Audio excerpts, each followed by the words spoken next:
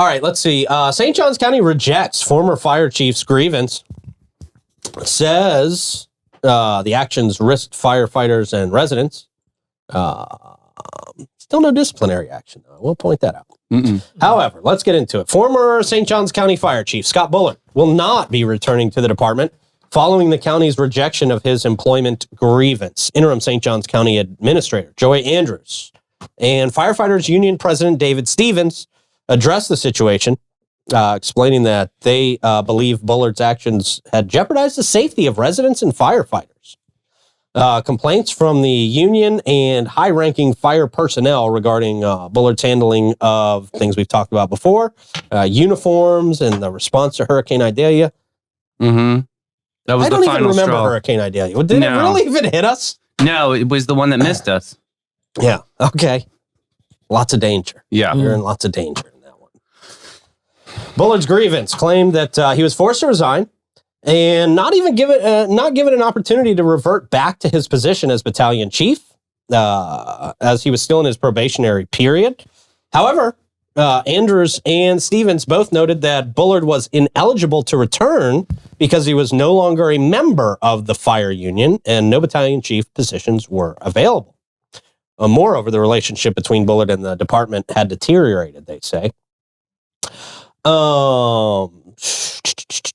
Bullard expressed his belief that he was targeted for the reasons for this alleged targeting. This story says remain unclear. We talked to him extensively about this. He stated that his livelihood and future were taken away from him, leaving him and his family in a challenging situation. Let's see. As the department searches for a permanent replacement, Battalion Chief Sean McGee is serving as acting fire chief. Bullard is exploring his options in response to the county's denial of the grievance.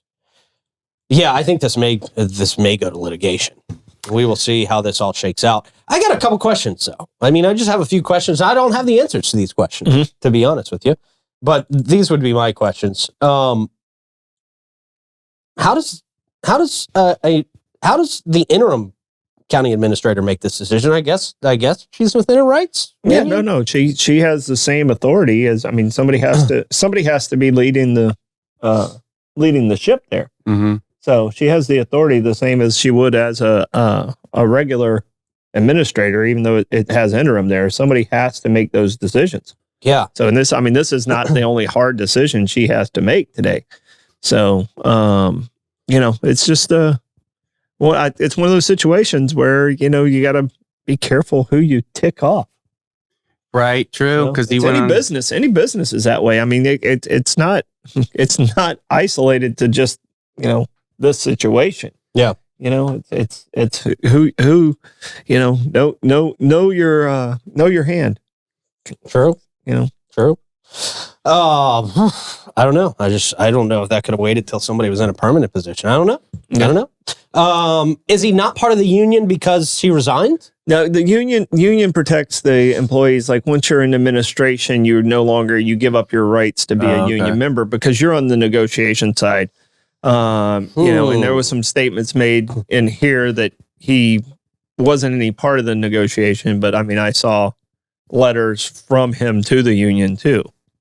So, it's one of those. Well, there were also forms filled out that he wasn't on, that they claimed he was on, so I think the weirdness kind of goes both ways in this situation. I think there have probably been some claims on all sides that just don't necessarily check out from the county and possibly from the former fire chief. Again, we don't have the in-depth.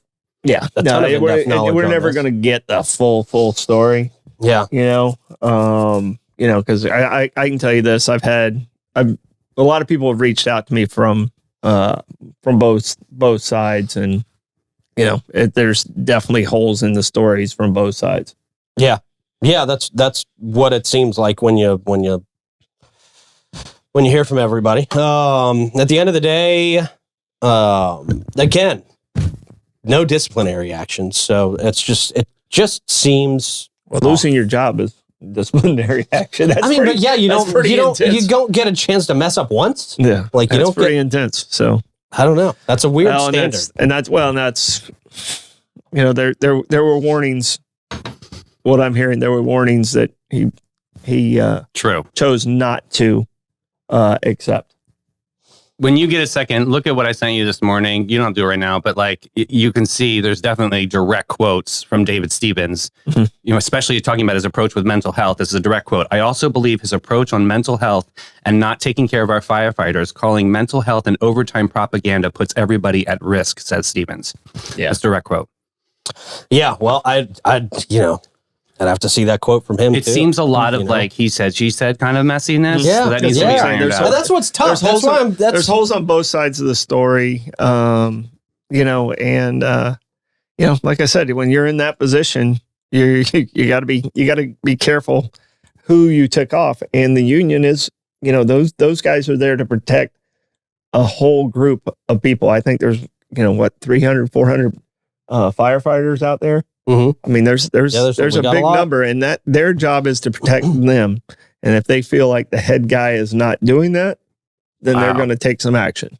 Wow. So, and it's tough to call from our position. Exactly. It's tough to call from our position. All we can do is put the information out there that's out there, try and get something from all sides of the story, and I mean, they put him in leadership for a reason, too. So he does have leadership skills, and that's what it sounds like. He was just being a leader, and this is what he believed in as being the best leader that he possibly could. They didn't like that. That's my interpretation. And we got to be cautious. Of course. I mean, we can state our opinions. Yeah. We can state our opinions. We've got the ability to do that, but I don't think anything we say here will be taken into court. Right. We don't have the entire story. True. So we got to be cautious. I mean, but it's definitely newsworthy to keep your eye on. Yeah, for sure. Yeah. We'll definitely keep up with it. And if anybody wants to come on and talk about it from either side, sure. As this thing progresses, they're of course welcome to.